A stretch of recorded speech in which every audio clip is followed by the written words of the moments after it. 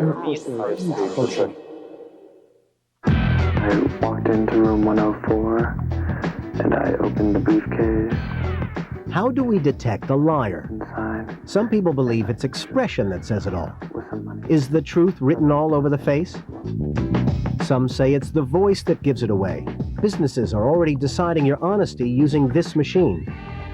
Still others are teaming up computers with closed-circuit TV to glimpse your true feelings in a crowd, while some are tapping straight into the brain. Such high-tech methods are already having an impact on the real world. This man hopes one of them could get him out of jail. All of them share one aim: the detection of deception.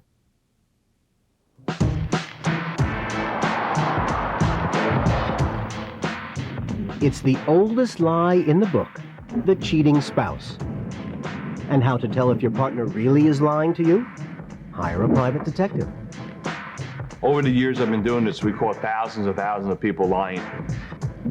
Anthony DiLorenzo is a New Jersey private eye who spent his career spying on the unfaithful. A lot of my clients are females. 65% of our clients are females following their husbands or boyfriends.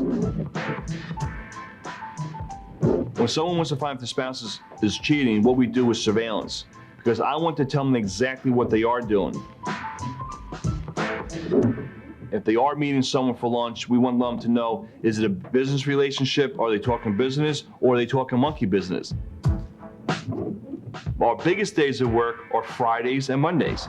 A lot of lovers want to see their lover before the weekend, which would be a Friday, or the first available time they can go back to work is usually a Monday. So a lot of Friday and Mondays are our big surveillances.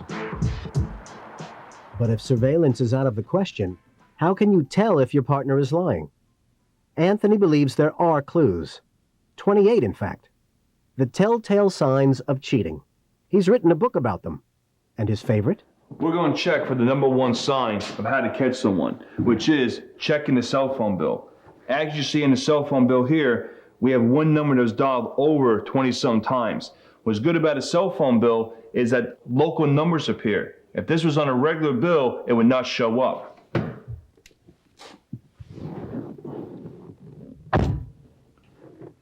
One way to find out if your spouse is really working overtime at night is checking the odometer.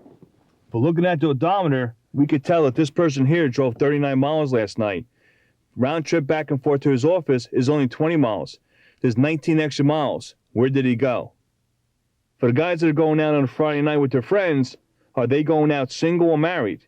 Because the married guys, a lot of times, what they would like to do is take their ring off, put it inside the ashtray. When they come home, they forget a lot of times to put it back on. So the next morning, what you do, check the ashtray, see if the wedding band is in there. Here's her gym bag. Let's see what she has. We have her sneakers. She packs her gym outfit. And what's this? Lingerie? What kind of workout is she really having? He started dressing a little bit nicer when he was going out with his friends. He would shave more on a regular basis. Little, tiny, subtle things that somebody wouldn't think were, a sign, but when in essence they actually are. I would say, well, can I come? And he said, oh, no, we're just going out. Why can't you let me be with my friends? She actually answered the phone at a hotel that he was staying in. We were both on business, and I had called his hotel room, and she answered the phone, and it was about 6 o'clock at night. And his explanation was, oh, yeah, our team is meeting in the suite, and we're having drinks before we got to dinner, So I'm like, well, we do that sometimes in the workplace, right? Well, then it was later on when she answered the phone at 10 o'clock at night, and I was like, oh, that can't be still going on. Each time I confronted him, it was always, it's all in your head, you're making things up, you have too much time on your hands, you're crazy, you're psycho. There was always something where it turned around to be me. It was all in my head. People that lie and cheat all the time, the amount of time that they put into a relationship with their lover, if they put that much time into the marriage, there probably won't be any cheating or lying in the country. But concrete evidence is not always possible. Most of us have to make up our minds from what people say and the way they say it. And that's more difficult than most people think. It's very difficult to tell from demeanor, from the kind of behavior you get during a conversation, whether someone is lying or telling the truth. In our tests, which we've given to thousands of people, most people are about 55%, not really different than just flipping a coin. They think they're better than that, but they aren't. The trouble is, good liars simply don't advertise their deceit. There is no human universal specific sign of deception. There is no behavioral reaction, no change in voice tone, no facial expression, no slip of the tongue that guarantees deception across all people in all situations. But having said that, there are some clues which can be seen some of the time. Research has shown that certain body language is associated with lying, especially if someone feels guilty. Well, what people tend to do when uncomfortable around lying is they adopt some sort of defensive and self-protection gesture. Or what they do is they hold the arms of the chair to stop themselves gesturing. Equally, sometimes they squirm a bit in the chair, indicating they don't want to be there, or make sort of gestures to leave. Now, if you know people are lying, in the experimental work you get them to lie and then not lie, you can see an increase in these defensive gestures, or these squirming gestures, or these attempt to get away gestures. One of the things you notice is that people lie with their feet, or they leak with their feet. What I mean by that is this, that we're all rather good torso liars. We lie, we are very aware of our bodies, we're aware of our hands, we're aware of our head, we're aware of our expressions. We're not so conscious of our feet. And so when you see a person in full view, and you see the feet suddenly start moving, that can often be an interesting sign. It's what psychologists call leakage. Eye gaze patterns are particularly interesting. What all adults know is that when children lie, they tend to look down, they look away, they avoid eye contact. And we know that. Now, what adults tend to do is they tend to overcompensate. And so when they know they're telling a lie, they look very directly at you, and they maintain the gaze. They maintain the gaze for far too long. The other issue is that people think that using their hands, gesturing, is a way in which they give themselves away. Somehow they leak their lying. So what they tend to do is they tend to hold their hands together, or put their arms on the chair, or fold their arms. And so what they're doing is they're gazing more and gesturing less. For some people, body language clues are crucial. Their livelihood depends on it. People like Mike Caro, one of the country's top professional poker players, based in Los Angeles. Being able to detect lies in poker is where most of my profit comes from.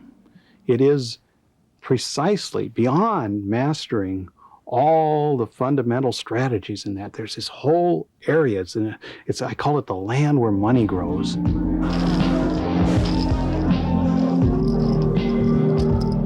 I've done a lot of investigating into what I call tells. That's the body language of poker. And I can tell that he's trying to fool me.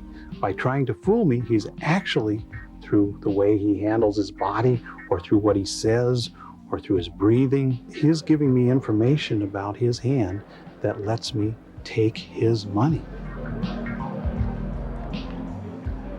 And a lot of people, especially average and weak players, manifest one single thing over and over. They act weak when they have strong hands, and they act strong when they have weak hands. A weak player may have a little bit extra emphasis at the end of his bet, and that extra emphasis means to me that that player feels that he needs to convince me that he's strong. So what is he? He's weak.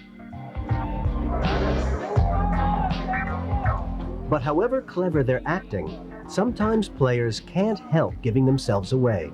Their fear or their excitement will leak out. When a player has a really strong hand, they have one almost universal tendency, and that as the action approaches them, they don't want to discourage anybody from betting. So what do?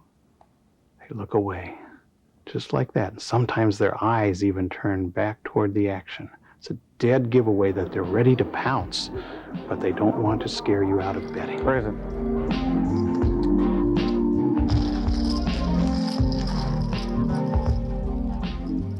Sometimes it's the body's own reactions to excitement that come through.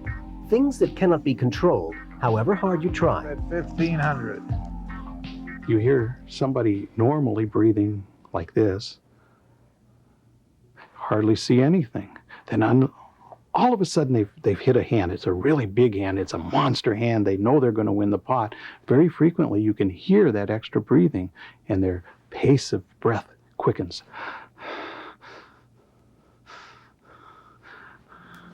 Never call that bet because that player has a strong hand.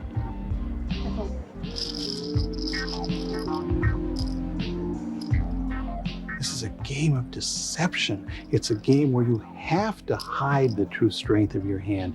You must deceive in order to play poker. You must lie, and you must lie effectively. But it's not just poker where those uncontrollable body reactions are in evidence. In the 20th century, they formed the basis of scientific lie detection. But how far can they be manipulated? The human body has a particular response to the anxiety or fear we may feel when we're lying. The autonomic nervous system kicks in, causing blood pressure to go up, the heartbeat to increase, the mouth to go dry, the skin to sweat, and the nose to itch. These physical signs of arousal can be measured scientifically, and indeed, a whole industry has come about based on one instrument. The polygraph was invented in 1921 to spot these classic physical signs. Since then, it's been used in law enforcement and employment preselection. It's become increasingly controversial because its accuracy seems to vary, depending on the examiner and the person under question. Known spies have passed polygraph tests with flying colors. CIA double agent Aldrich Ames passed it 4 times, while innocent people have been unjustly accused. Come on in, Bill, and have a seat. It's the apparent unreliability of polygraph exams that compelled former Oklahoma police officer Doug Williams to leave the department and campaign against them. Put this cardio cuff on you first. That's what's going to record the blood pressure. The polygraph measures blood pressure, changes in breathing, and the amount of sweat on the skin, the galvanic skin response, or GSR. The most common questioning technique is to ask control questions. Some are simple. Is your first name Bill? Yes. But others are designed to get a response. They may not even be full questions. Hey, I'm going to ask you a very personal and very embarrassing question. During your entire life, have you ever...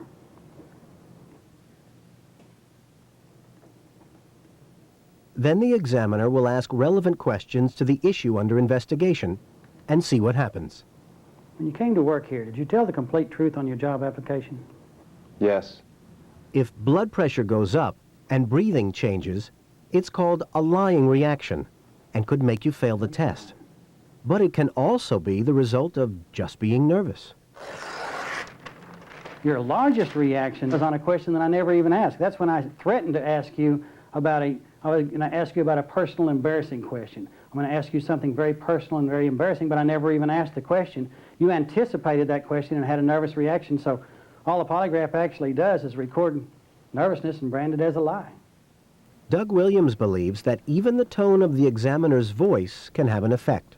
You remember when you were a kid and your mother says, "Did you take the last piece of pie?" or whatever. And you can feel that physiological response coming. You can feel your heart start to beat fast, your palms become sweaty, your breathing becomes erratic. This happens many times when in fact you did take the last piece of pie. But it also happens if you didn't sometimes, because just the tone of her voice, the accusatory nature of the question will elicit a reaction. To Doug, the large scope for error made the polygraph unacceptable. In 1979, he quit the police department to campaign against the machine. When I left the police department, I called a news conference and told them what I was doing. I said, this is wrong. People are being hurt by it. People are being severely damaged. Their lives are being ruined. And I'm going to do my very best to outlaw this thing. Doug's most successful weapon came after he worked out a way to beat the machine at its own game. I thought, well, what if a person were to manipulate the physiological response to fear and do it on demand and do it at the appropriate time. Would that work? And so I sat there and hooked myself up to the polygraph and sat there, and sure enough, lo and behold, when you tighten certain muscles at the right time, you can cause a dramatic increase in blood pressure. And when you cause an increase in blood pressure, the GSR corresponds with that. The whole machine's approach is then undermined. Doug agreed to teach Bill the technique. What I'm going to do next, though, is I'm going to teach you how to produce that reaction at will, how you can control everything. As well as the tensing of certain muscles, Doug's technique also involves deliberately changing breathing patterns. In a matter of minutes, Bill is ready. 1, 2, 3. Very good, very good. Immediate GSR reaction, 10, 20, 30, 40, 50, 60, about 80 points blood pressure increase, and a perfect breathing staircase. That's a classic lying reaction. First time out of the box. Doug's campaign helped get polygraph tests outlawed in the workplace in 1988. But they're still allowed in certain federal government jobs. If you're an employee in the private sector, it's against the federal law. On the other hand, anyone who is in law enforcement or anyone who handles classified information must submit to a polygraph examination in order to get the job, and periodically submit to a polygraph examination in order to keep the job. It's crazy. So if measuring the body's responses is not 100% reliable, how about scrutinizing the face? Do facial expressions give us away? There is a saying we all use in everyday speech, that the truth was written all over someone's face. How accurate is that? Paul Ekman has spent much of his adult life watching people's faces and is now a world expert in lying. He became interested in the topic after his groundbreaking work with a tribe in New Guinea in the 60s showed that all human beings share the same facial expressions, a theory first proposed by Charles Darwin in the 19th century. My work, particularly the work I did in an isolated Stone Age culture, showed that Darwin was indeed correct. There are somewhere between 5 and 8 emotions. It doesn't matter what your culture or language is, you're going to show these same expressions on your face involuntarily if you feel the emotion: anger, disgust, sadness, enjoyment, and some combination of surprise and fear. Sadness is shown by the inner corners of the eyebrows going up, so you get that, and then you also get the lip corners coming down, cheeks coming up. Anger involves the brows coming down, upper eyelid raising, same time. The lips narrow, the red margin of the lips. Now, in enjoyment, it isn't just the lips that are involved in the true enjoyment smile, but it is the larger muscle that orbits the eye. And if that's absent, then it's a social smile or a false smile. Having discovered these expressions, Paul Ekman then found a curious phenomenon, that when someone lies, masking their real thoughts, the emotions they're truly feeling will often leak through involuntarily. He called these glimpses micro-expressions. The normal facial expression will be present on the face anywhere from a half second to 2 or 3 seconds. A micro-expression is usually there for about a 25th of a second, very fast. We know that micro-expressions occur when people are deliberately concealing their emotions. They also occur when an emotion is being concealed unwittingly or unconsciously. So you don't know whether it's repression or suppression, but you do know it is concealment of an emotion that is felt. In one of several experiments, Professor Ekman asked students to give their opinions on capital punishment and gave them the option to lie or to tell the truth. Personally, I think that they should be killed. I mean, it should be executed. I personally couldn't partake in that decision. I mean, I wouldn't have an active part saying yes, but it has to be done. I mean, yeah. Now, this particular fellow is lying, and he actually fools about 50% of the people we've shown it to.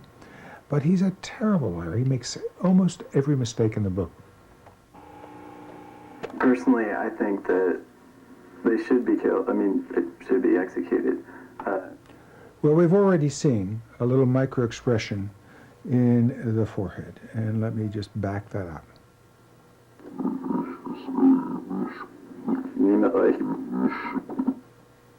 they should be killed. I mean, it should be executed. What we just saw him do was a very fast micro-expression of distress, where the inner corners of the eyebrows are going up, producing these short wrinkles in the center of the forehead. It's very fast. It's micro. Why is he showing us that distress? Because he thinks capital punishment is a terrible thing, and he feels agony. He feels distress about people who are executed. Another set of experiments upped the ante even further.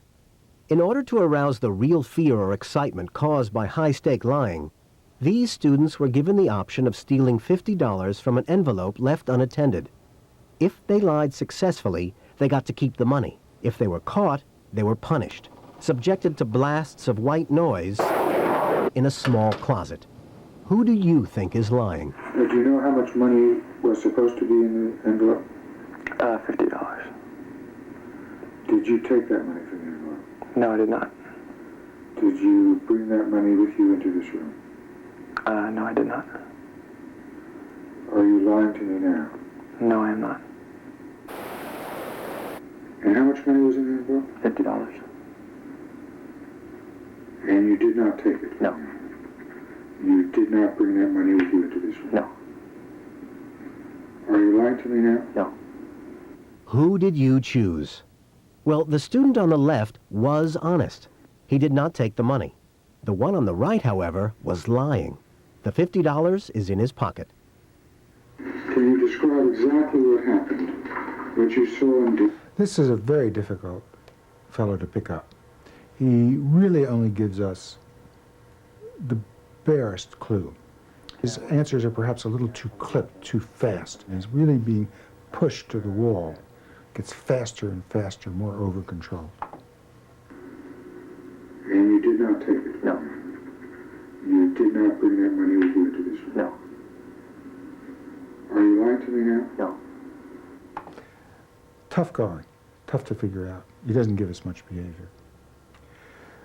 Now this fellow is often judged to be lying because he's nervous. He's clearly nervous. His throat is dry. You'll see he licks his lips. What are these signs of? Not of lying, they're signs of nervousness. He's telling the truth. Did you take that money from the envelope? No, I did not. Did So he just bring bit that his money lips? with you into this room? No, I did not.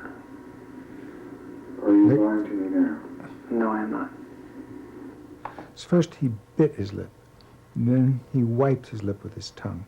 If you realize these are just signs of nervousness, someone who's under suspicion of lying, who's telling the truth, who knows that if they are misjudged they'll be punished, may well be nervous. We can't just use signs of nervousness. Whether signs of nervousness or deception, Professor Ekman believes they're there on the face for all to see. We just need to be trained to look for them. Even the ability to spot micro-expressions can be quickly learned. When I teach policemen, it's the thing that I like the most, because 30 minutes later they can do things they couldn't do before. They can now see all these subtle signs of emotion that they missed before. But unless you're taught how to do it, you're not going to know.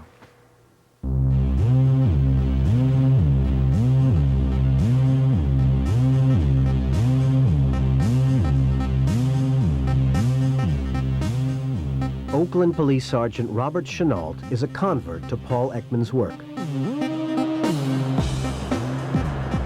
He's now teaching the techniques to police officers across the country. I was a lead investigator on 97 homicide cases, and I've been an instructor in interviewing techniques since 1989 for the police departments and for other agencies throughout the United States.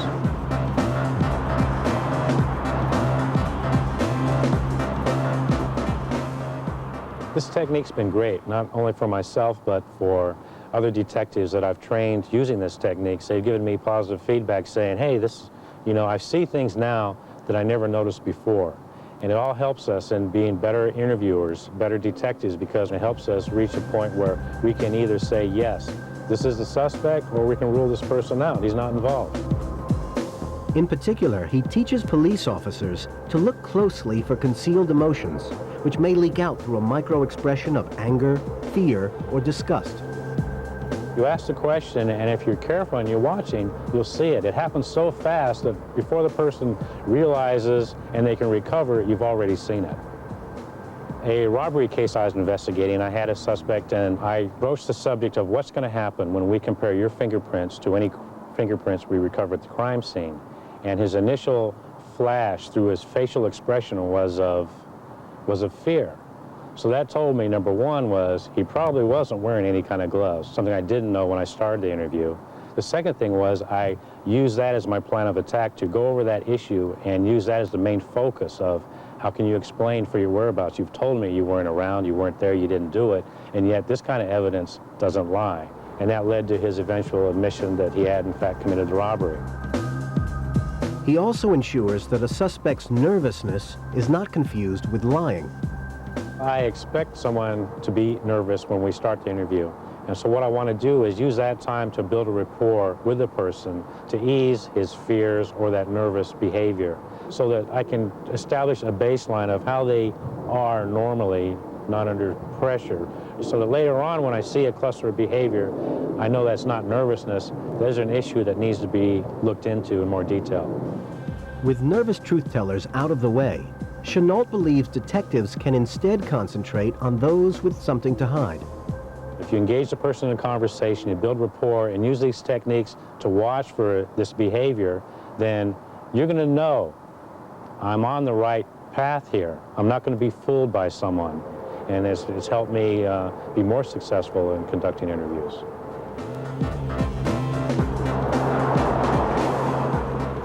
But in the future, it's not just suspected criminals who could be under scrutiny. All of us could be watched all of the time.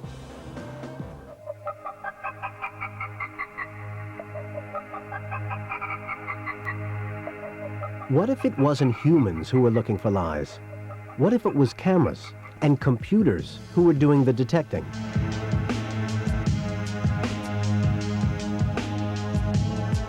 Could Big Brother ever be able to zoom into your face and make up its own mind about your honesty? Could cyber lie detection lie ahead?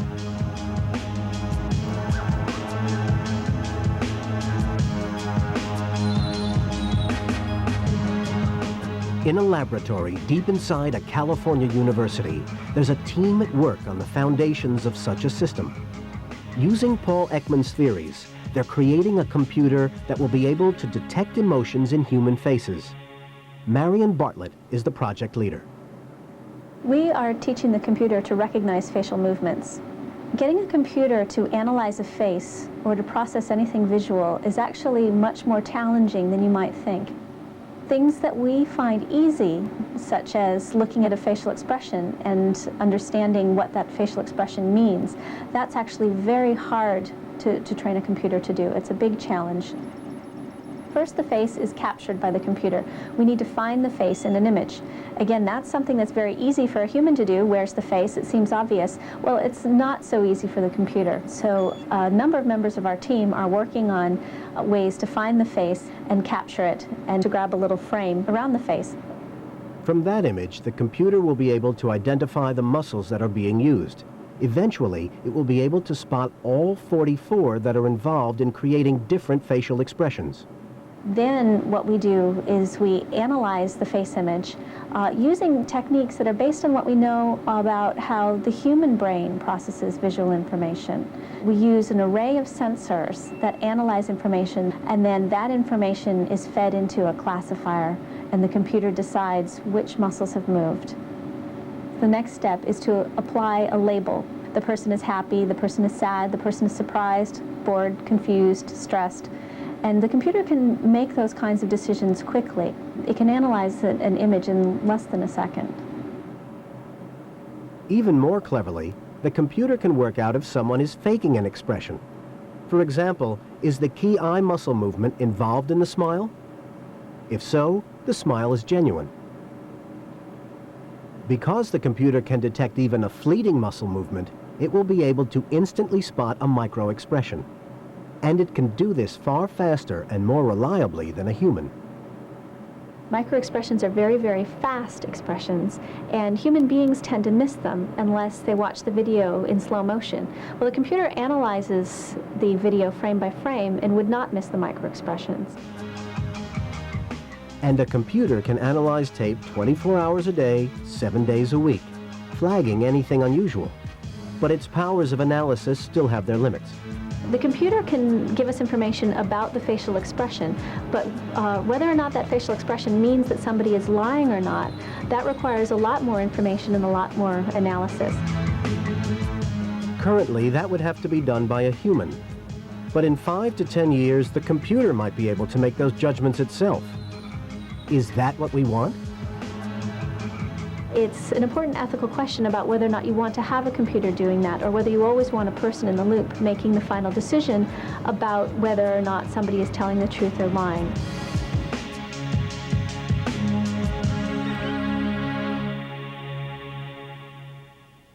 But all this still involves being face-to-face with a liar. What if you can't see them, but can just hear them? Well, the voice may be more revealing than you think. We decided to have a drink. I put my hand into my pocket, and there was nothing there. It had been picked. Right. The voice is closely linked to emotions, and frequency in particular. When we experience different states, when we're emotional, for example, or thinking deeply, our voice also changes. Many of these alterations are tiny and are easily missed by the human ear, but they can be picked up by a machine, and these changes are often associated with lying. Good morning, Bill Wyatt. Hi, this is Al DeVries. That's correct, that's correct. Al DeVries is part of the team behind the Vericator, a computer which analyzes a voice, even over the phone, looking for lies. It's being used by businesses all over the world to detect fraud, including a well-known traveler's check agency, which received this phone call from a British man who claimed he lost his traveler's checks while on vacation.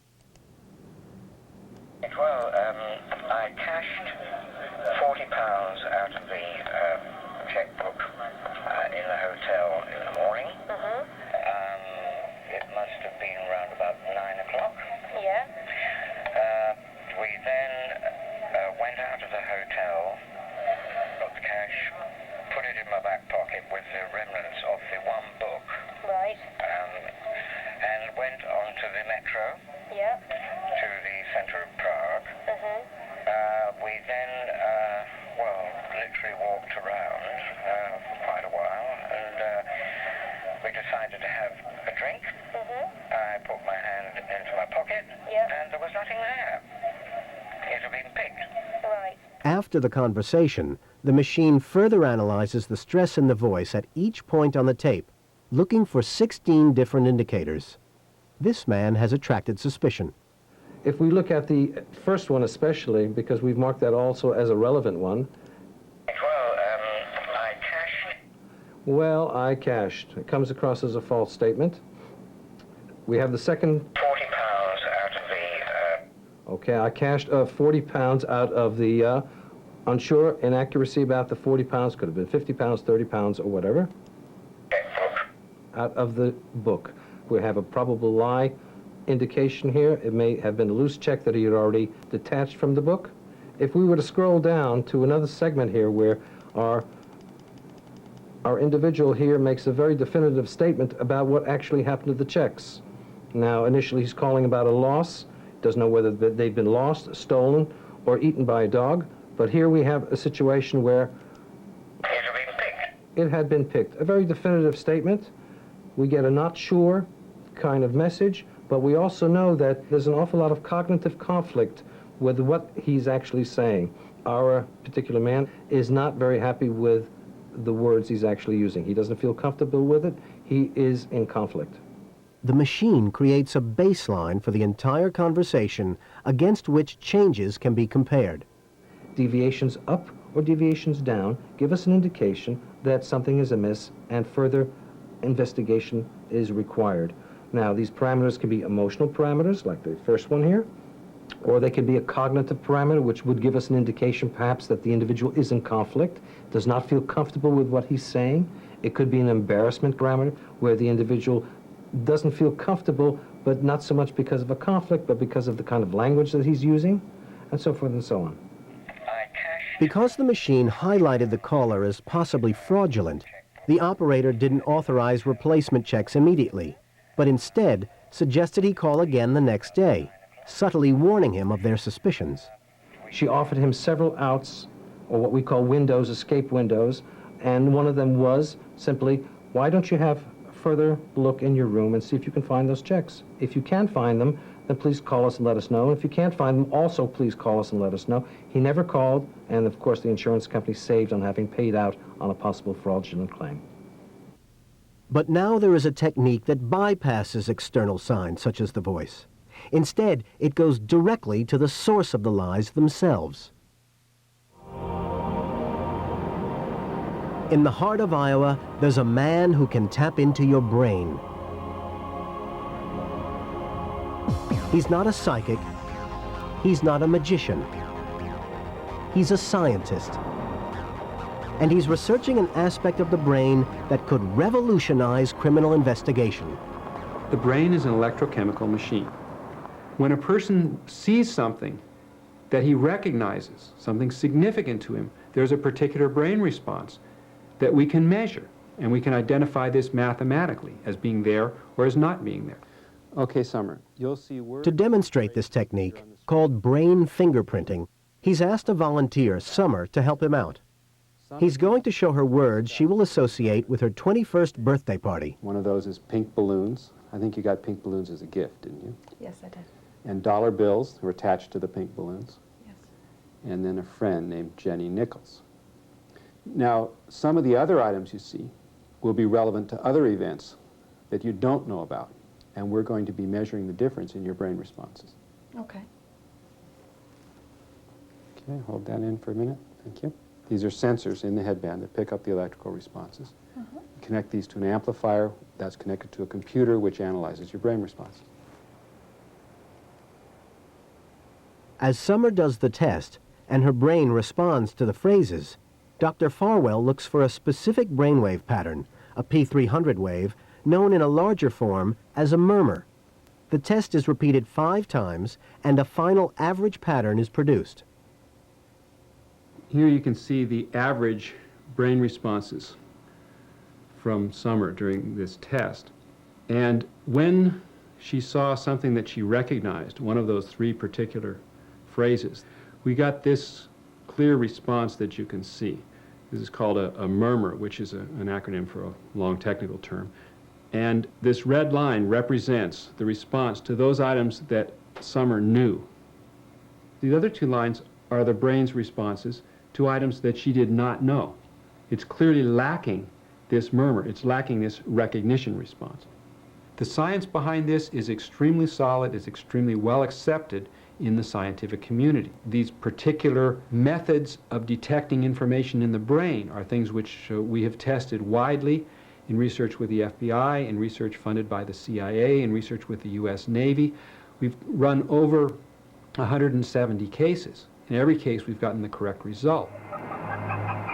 But Dr. Farwell is taking brain fingerprinting out of the lab and onto the streets.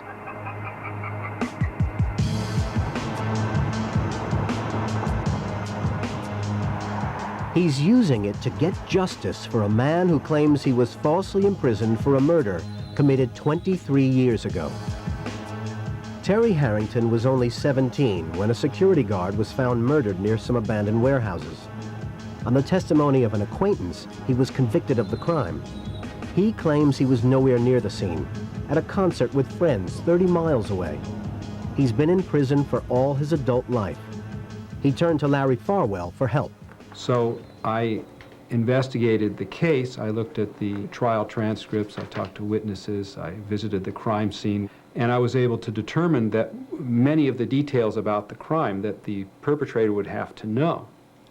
Some of these details Harrington had heard during the trial. So he knew some things about the crime, but if his claims of innocence were correct, then there would be other things about the crime that he would not know. that I had been able to find out. So on that basis, I was able to run a test. The main prosecution witness alleged that Harrington had been driving with some friends on their way to steal a car. They'd parked, and Harrington had disappeared into the car lot. A shot was supposedly heard, and Harrington was said to have run from around the back of a building carrying a shotgun. So I asked Harrington if he knew what was there at the scene behind a particular building where the perpetrators allegedly ran. He said no, he didn't know what was behind that building. It was waist-high weeds and grass, but he said he didn't know what it was. It was also alleged that Harrington jumped in the car immediately after the murder, with the car taking off at top speed, going straight ahead. And then I asked him if he knew what direction the car took off in. He said he didn't know. So those are two items. There are half a dozen others. Details about the crime that the perpetrator would know from committing it that Harrington claimed not to know. So Dr. Farwell went to the Iowa State Jail and carried out the test on Terry, surrounded by prison guards. But would the results prove his innocence? The critical question here is, does Harrington's brain have the information about the crime? We presented stimuli relevant to the crime, phrases like weeds and grass and straight ahead the direction the car had gone, and so on. And here is the brain response from Harrington's brain. You can see there is no murmur. Harrington's brain was not distinguishing between those details about the crime and these irrelevant things that he did not know. He did not get the kind of response that indicated that he knew that information. So what we can conclude from that is that the record stored in Harrington's brain doesn't match the record of the crime scene. Terry Harrington had always claimed that he was in another city 30 miles away at a music concert with friends. So Dr. Farwell then tested him for that information. Does he recognize the details about the alibi? And that'll be represented by the blue line, which clearly contains a murmur. So you can see that the record of the alibi is stored in Harrington's brain. I was very excited when I saw Harrington's brainwaves, because here was an individual who'd been in prison for 23 years for murder, and was very clear that the record in his brain didn't match the murder scene. He'd been saying that to people. He told me, I've been saying this for 23 years, but nobody has listened. Now that we have scientific evidence, it appears that people will listen. There was still the matter of the crucial testimony given by the acquaintance Kevin Hughes. Amazingly, Dr. Farwell managed to track him down after 23 years. I do. And what he had to say, interviewed under oath and before a court reporter, was astonishing. Did you, in fact, go over to McIntyre Oldsmobile with Terry Harrington on that evening? No, I didn't. You didn't. You're saying that you did not meet him and drive over to McIntyre Oldsmobile on that evening? No, nobody went over there. Nobody went over there. And you did not see him get out of a car with a shotgun in that? No. You didn't see him running from behind a building with a shotgun? No. Did you hear a shot? No. Finally, he admitted that, in fact, that entire story had been a fabrication. He had simply made up the story 23 years ago to prevent himself from being tried and, he thought, perhaps convicted for that same crime. I just wanted to make sure I'm understanding you correctly. You're saying that you don't have any knowledge of Mr. Harrington having committed that crime? I have no knowledge of it at all. Okay. With this and the brain fingerprinting evidence behind him, Terry Harrington petitioned the state of Iowa for post-conviction relief. In a significant breakthrough, the judge allowed brain fingerprinting to be used in court as evidence, but he ruled that Harrington's case was not strong enough to overturn the original conviction. Terry Harrington is now appealing this decision and hopes that a higher court will look at the test results in a more favorable light.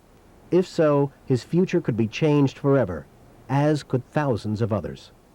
Since the Harrington case has come to light, I've been inundated with requests from people in prison or falsely accused of a crime. Many of them are on death row, saying, I'm innocent, I'm willing to do anything scientifically to prove that I'm innocent. So I think we're going to get a chance to use this technology to find out how many of the people who are now in prison actually committed the crimes that they're in prison for. What I would like to do in the future, my vision is that we will be able to free those people who are in prison who are in fact innocent. to exonerate the innocent people who are accused, and to put the people who actually committed the crimes away. I think this could change the face of law enforcement in this country and throughout the world in the very near future. Human beings have been trying to perfect a way of detecting lies since time began. Maybe scientists and their machines are finally getting close to that goal. A world where all lies are exposed. But are we prepared for the consequences? If you like this TLC show, you can own it on video. Call this number and get your own high-quality VHS tape of the episode you just watched. Satisfaction guaranteed. Call now to order. Trauma. This patient is in severe respiratory distress. Life in the ER. An all-new episode. You're having a heart attack, and it's gonna hurt. She's a trooper. Trauma. Life in the ER. Next, here on TLC.